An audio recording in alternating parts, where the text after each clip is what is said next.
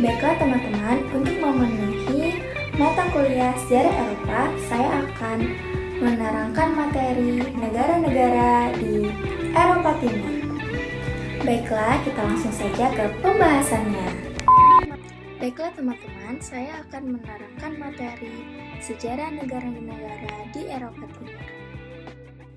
Yang pertama ada negara Rusia. Peradaban kuno di Rusia, jejak peradaban di tanah Rusia. Peradaban Slavia Timur muncul di wilayah yang sekarang dikenal sebagai Rusia, Ukraina, dan Belarusia, dengan budaya dan tradisi yang unik. Budaya mereka meliputi pertanian, perdagangan, dan tradisi pangan, membentuk fondasi bagi perkembangan Rusia di masa depan. Kekaisaran Rusia dari Tsar ke Revolusi. Kekaisaran Rusia terbentuk pada abad ke-16, meluas dari Eropa Timur hingga ke Siberia dan Alaska. Tsar, pemimpin absolut, memegang kendali atas kerajaan besar dengan kebijakan yang beragam dan dampak besar bagi rakyat. Periode ini diwarnai dengan peperangan, ekspansi wilayah, dan juga reformasi internal, termasuk kemajuan dalam bidang ilmu pengetahuan, seni, dan industri.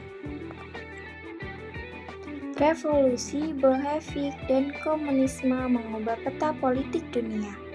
Revolusi tahun 1917 menjatuhkan Tsar dan melahirkan Uni Soviet, sebuah negara komunis yang dipimpin oleh Vladimir Lenin. Ideologi komunis diimplementasikan menghasilkan perubahan dalam sistem politik, ekonomi, dan sosial Rusia. Selanjutnya negara Belarus. Asal-usul nama Belarus. Nama Belarus berasal dari bahasa Slavia Timur yang berarti tanah putih atau tanah Rusia putih. Nama ini muncul pada abad ke-13 mencerminkan tanah yang subur dan penduduknya yang dianggap ramah. Nama ini juga mengacu pada peran penting Belarus dalam sejarah Rusia, dikenal sebagai Rusia Putih dalam konteks sejarah Rusia. Posisi strategis dan populasi yang beragam. Belarus terletak di Eropa Timur, berbatasan dengan Rusia, Ukraina, Polandia, Lituania, dan Latvia, menjadikannya titik temu budaya dan perdagangan. Negara ini memiliki populasi sekitar 9,3 juta jiwa. Mayoritas beretnis Belarus dengan minoritas Rusia, Ukraina, dan Polandia. Berbatasan dengan sejumlah negara menjadikan Belarus sebagai titik pertemuan budaya dan perdagangan. Populasi yang beragam menciptakan dinamika sosial dan budaya yang kaya. Masa kejayaan Kievan Rus, landasan awal Belarus. Belarus menjadi bagian integral dari kerajaan Kievan Rus, sebuah negara Slavia Timur yang menguasai wilayah yang luas mulai dari Laut Baltik hingga Laut Hitam. Selanjutnya negara Republik Ceko. Kerajaan Bohemia, akar sejarah Ceko. Kerajaan Bohemia yang meliputi wilayah Ceko modern muncul pada abad ke-9 dengan dinasti Přemysliv memimpin selama berabad-abad. Kerajaan ini mengalami masa keemasan pada abad ke-14 di bawah pemerintahan Charles, yang mendirikan Universitas Charles, lembaga pendidikan terbuka di Eropa Tengah. Pada abad ke-16, Bohemia menjadi bagian dari Kekaisaran Romawi Suci, mengalami perubahan politik dan agama yang signifikan, peran penting dalam perdagangan dan budaya Eropa Tengah di masa lampau mewariskan pengaruh besar yang dapat dilihat hingga saat ini. Bertemunya budaya Barat dan Timur. Ceko telah lama menjadi titik pertemuan pengaruh budaya Barat dan Timur, menggabungkan tradisi dengan pengaruh Jerman. Gereja-gereja Gotik istana baroku, dan musik klasik mencirikan lanskap budaya Ceko yang dipengaruhi oleh Eropa Barat. Seni tradisional Ceko menampilkan seni lukis, ukiran, dan kerajinan tangan yang menunjukkan kreativitas dan bakat artistik. Menggapai kemerdekaan Revolusi Wajah Putih. Pada tahun 1918, Revolusi Wajah Putih meletus menandai berakhirnya kekuasaan Austria dengan Hungaria. Pemimpin revolusi Thomas memimpin gerakan ini, berjuang untuk kemerdekaan Ceko. Tonggak sejarah, peristiwa ini membuka jalan bagi pembentukan negara kemerdekaan Ceko. Semangat nasionalisme, meskipun menghadapi tantangan revolusi wajah putih, memicu semangat nasionalisme Ceko dan menandai era baru bagi bangsa tersebut. Menuju masa depan Ceko era global. Republik Ceko telah menjadi anggota Uni Soviet sejak tahun 2004, memperkuat integrasi dengan Eropa Barat. Ceko merupakan negara dengan ekonomi berkembang pesat, terkenal dengan sektor otomotif, teknologi informasi, dan pariwisata. Negara selanjutnya yaitu Polandia. Mengungkap jejak sejarah dan kekayaan budaya Polandia. Kisah Polandia diwarnai pertempuran, keberanian, dan kebangkitan. Bangga dengan warisan budaya yang kaya, negara ini memiliki cerita rakyat seni dan musik yang unik. Dari kastil bersejarah hingga gereja-gereja abad pertengahan, jejak masa lalu Polandia masih terasa hingga saat ini.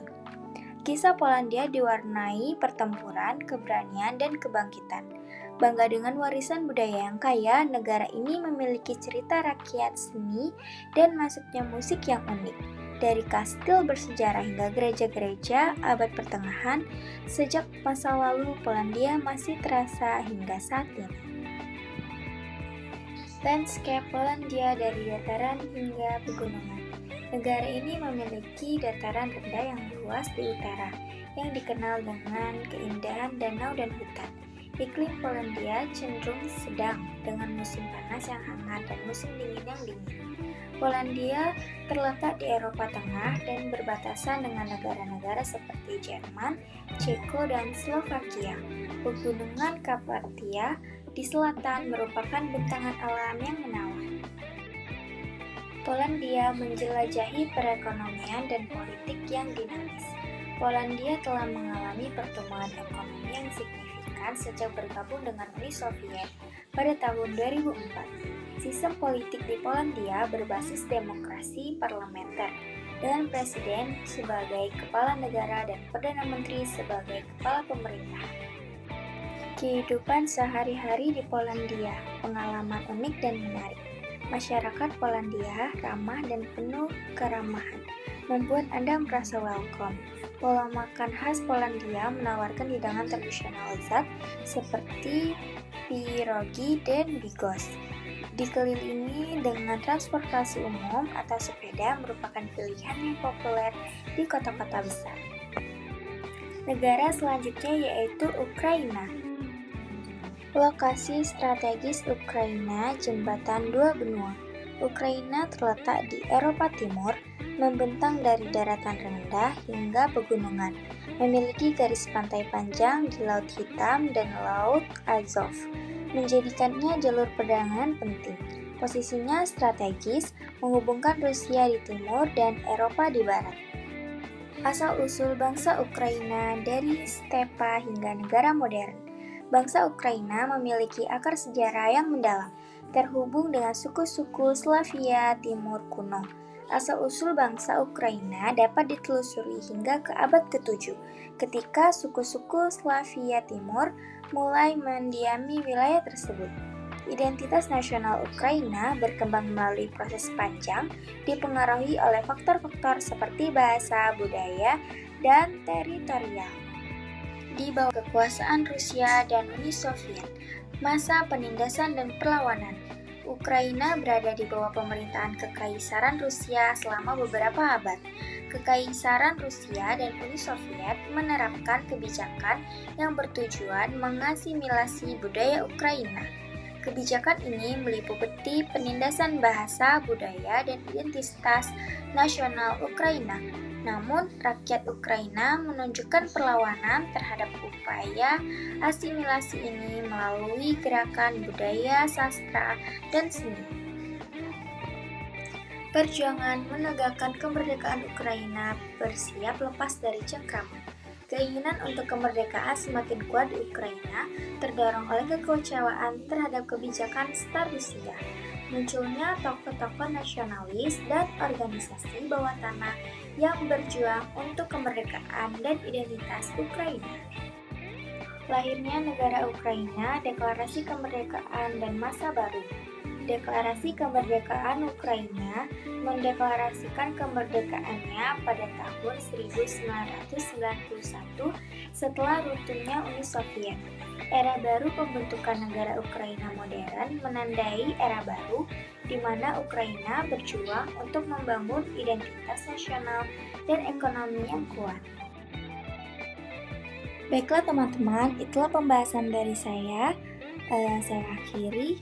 Wassalamualaikum warahmatullahi wabarakatuh. Jangan lupa like dan subscribe ya.